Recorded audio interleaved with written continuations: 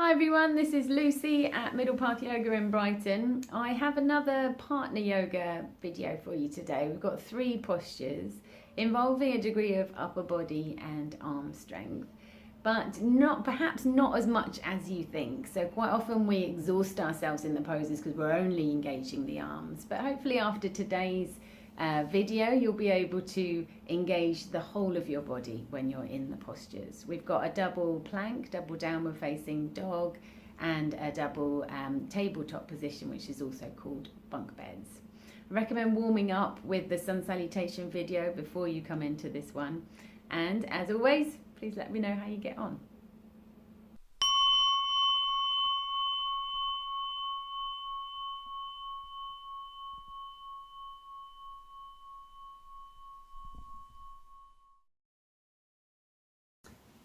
So I'm going to start by showing you how to come into a plank pose, how to use your arm strength to lift you up. So quite often when we come into plank or press up position, the reaction that we get in class is that I haven't got the upper body strength to do that. So I'm just going to ask my partners to come here into plank or press up position and show you that one of the main things to remember is that it's not just the arms that are active here. So my partner's got his hands underneath his shoulders, shoulders width apart. I'm just going to bring my hand up here in between the shoulder blades and ask him to push up through my hand there. And you can feel, can you, that if you're lifting up there, that means you're pushing down more. So with this, we're pushing down in order to lift up. You can rest your knees down for a moment now. Keep that activity through the arms if you don't mind. I'm just going to now bring my hand over to my partner's head, crown of the head, and invite him to push into my hand. So lengthening out through the neck. And then I'm going to just have a double check to see if he's still doing this part, lifting up. So you're able to push forwards and lift up at the same time? Yeah, great. Now we'll get him to lift the knees again. I'm going to come round here.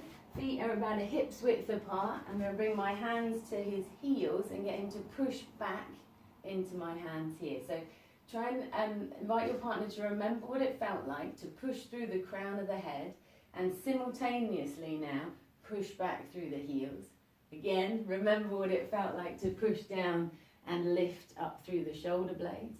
So you can see that there's 3 directions. We're lengthening through the crown of the head, back through the heels, which gives us this nice long spine, and we're not drooping down. We shouldn't have a droop here between the shoulder blades, pressing the floor away. Well done, thank you. You can rest your knees. Okay, so we'll have a go with that exercise the other way around. So the other partner coming down into plank. If you're new to this sort of practice, sort of yoga, you might want to start on your hands and knees. So if you'd like to bring your hand between my shoulder blades, maybe, thank you. So you might, if I'm down here, you can see my shoulder blades are arching up. I'm going to start to push the floor away. And then there's that lift between the shoulder blades. And it feels more spacious as well. So I'm spreading the fingers, pressing down, lift there between the shoulder blades. And then I'm going to invite my partner to bring a hand to the crown of the head and starting to push away. So push the top of the head away. Okay. So another one that you could try here is to take one leg back. Would you mind coming back to my heel now? Again, for those of you who are new to this, pushing back through one heel at a time, keeping those previous 2 pointers, so we're pressing into the floor, lifting through the middle back between the shoulder blades, extending through the crown of the head, pushing back through one heel, and then you could do that on the other side, raising a knee, pushing back through the heel, thank you. And then we just simply try lifting the other one and pushing back through both. So spreading the fingers, pressing down into the mat. We've not got this droop. We're pushing down, pushing forwards through the crown of the head and pushing back through the heels. And by pushing back, by pushing down, we'll start to engage those transverse abdominis, those deep corset layer of the core muscles. And then we can have a go putting that together. So would you like to come back into the plank pose? So we can have a go stacking our plank poses here. So quick little reminder. Through the shoulder blades. Forwards through the crown of the head. Back through the heels. So some of you might be used to doing press up position with your feet together. You want to make sure that your feet are hips width apart, because I am then going to come round this way and take hold of the heels. So we're close to the Achilles. You can test here just pressing down and asking, how does that feel? Is that okay? Pressing down? Yeah, okay. And then we're going to bring a foot onto the top of the shoulder. I'm going to bring the top of my foot onto his shoulder and then lifting up with the other one. So same as before, pressing down through the hands, forwards through the crown of the head, back through the heels for the person who's underneath. Let's take another couple of breaths. And down. Thank you very much. Take a little rest in child's pose if you would like to. You can stretch the partner out there for a moment.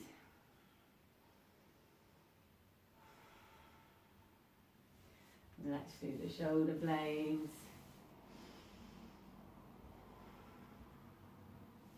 And then we'll change over. So changing partners, setting the pose, pressing through the hands, forwards through the crown of the head. Partner number 2 starts to take hold of the heels. That's it, so press down, do a little tester. That's it, great. Great. So my partner there is showing you toes tucked under, so pressing down through the balls of the feet. Obviously you want to be aware if your toenails are long that you probably prefer to do the tops of the toes there. Checking through our checklist, press the floor away. Crown of the head, one direction, heels in the other. Taking one more breath. And gently coming down, one foot at a time. Great. So next one we're going to try is the double dog with the partner. But before you come into the posture with your partner, I'm going to recommend we have a go with the wall. We're going to sit down with the feet up against the wall to measure the length of your legs. I'm going to bring the hands down here and find the line around where your hips are. And then we're going to take that as where the palm heel is going to go here. So remember where that was, or mark it, and then placing the hands down. Just as you would do in a downward facing dog, it'll feel quite a short posture to start off with. You might well need to have your knees bent. Press the floor away, let the head drop down, and then just start to walk up the wall. So if you're new to it, you might want to just lift up and then come back down again. So we've mentioned this about pressing away. So push the floor away with the hands, letting the head drop down. We can step up with one, then the other, down, back down. As you start to feel more confident there, pressing the floor away, you can start to walk your feet up. Now you might find that you need to keep your knees bent if your hamstrings are tight, letting the head hang down. So we're trying to stack here, wrists, elbows, shoulders, pressing the floor away as before, letting the weight of the head drop down. We'll take another breath or two if we're comfortable.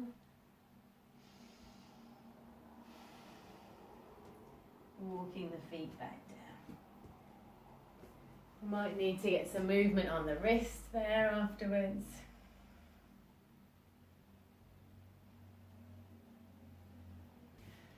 So once you've got really familiar with using the wall coming into your inverted dog pose, we can start practicing with a partner. So I'm going to invite my partner to come into downward facing dog pose facing me. You take your feet back to the end of the mat, that's great. We're going to spread the fingers out, drop the weight of the head. I'm going to suggest that he bends his knees for a moment And I'm going to bring my hands where in a moment we're going to be placing our feet. So you can feel where the back of the pelvis is.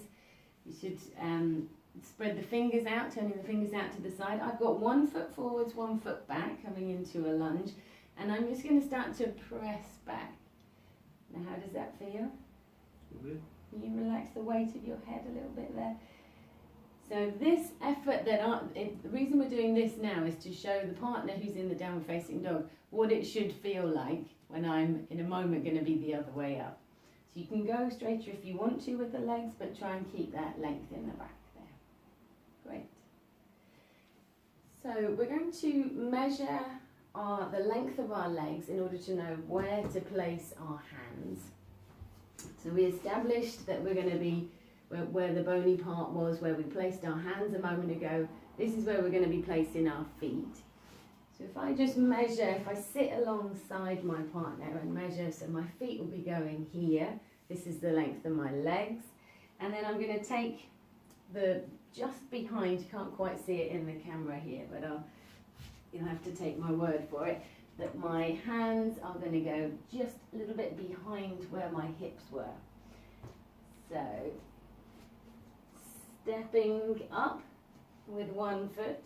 I'm already going to start thinking about pressing down.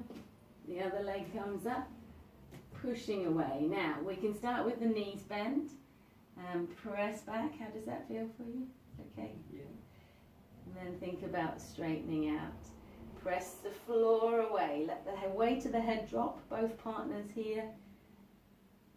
Person doing the inverted dog, pushing down through the hands in order to extend up through the tailbone. We'll take one more breath.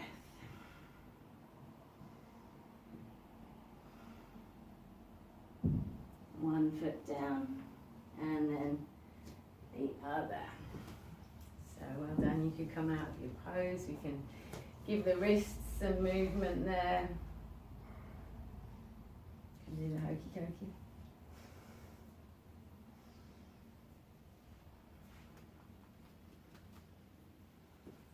Okay, so we're going to swap over.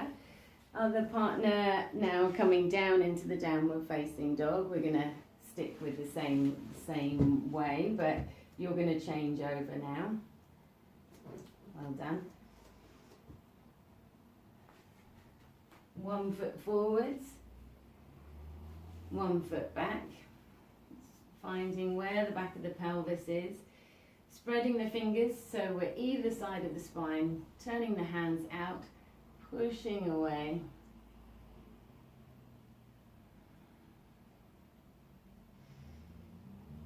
Communicating with your partner to see how that feels, lengthening their spine. Invite them to drop their head down, let the weight of their head extend the neck. Great. You can take a breather if you need to for a moment.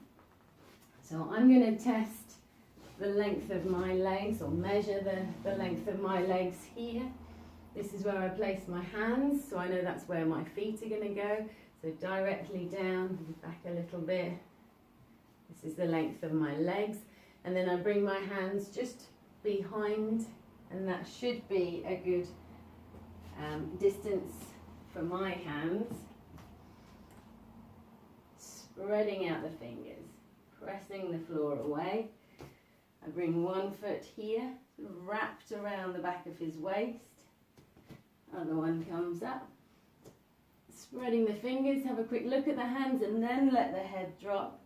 We can start as before with the knees bent and then push away. Find your breath. Both partners letting the head drop. One more breath here if it's comfortable. And 1 foot at a time, coming back down. Well done. Great, so the last one we're going to show you is a position that's called bunk beds. It's always really popular with the kids if we do this in family yoga classes. The base pose is tabletop posture. You might recognise it as tabletop pose. It's easier to describe it if I have a model demonstrating it for me. So we're going to turn the fingers to face forwards. Same principles apply. You're pressing down in order to lift up. Feet are hips width apart.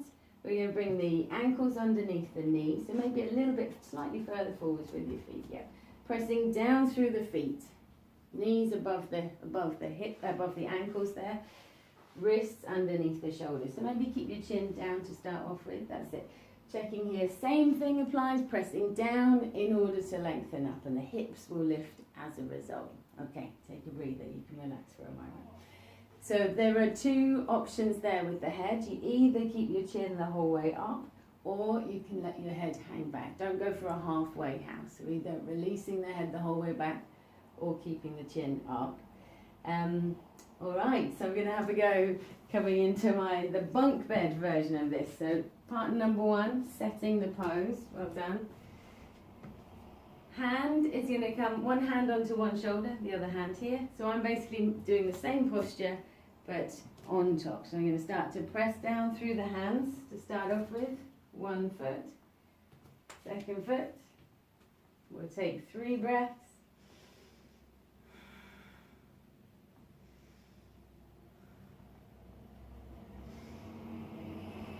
Well done. And gracefully dismounting. Well done. Let's come into child's pose for a moment.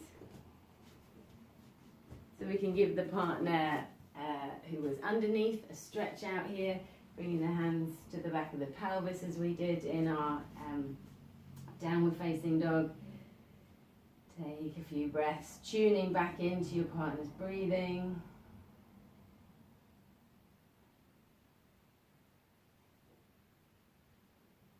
And then bringing one hand here, move around to the side, one hand to the sacrum, one hand just in between the shoulder blades, and we're going to start to push away, so you're helping to just gently elongate the spine again, come back to the breath.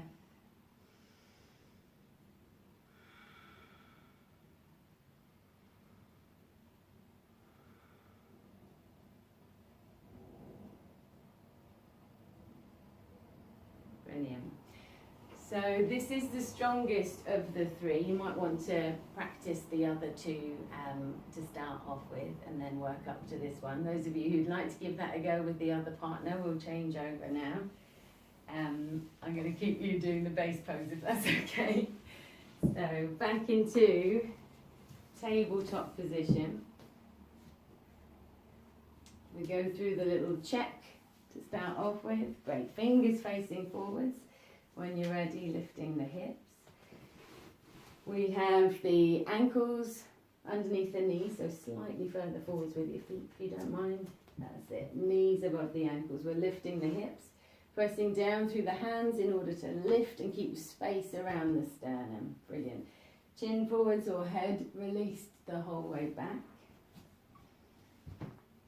Partner number 2, stacking here. So we're stacking wrist, elbow, shoulder, and then again wrist, elbow, shoulder. Come over, 1 foot, second foot,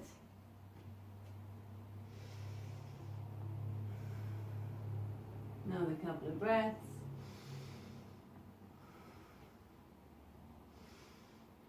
and gently coming down. Well done. Thank you. So the partner coming down into the child's pose. Start by coming behind, pressing down,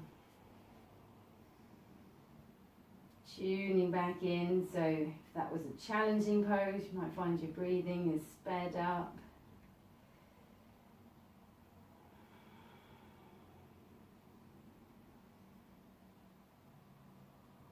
Communicate with regards to how firmly you want them to press down. And then one hand coming to the sacrum, elongating, so extending down, tailbone, coccyx in one direction, upper back in the other. So we have the hand on the spinal column, but we're not pushing down, we're lengthening away. Finding the breath. Let's take Last 3 breaths together here.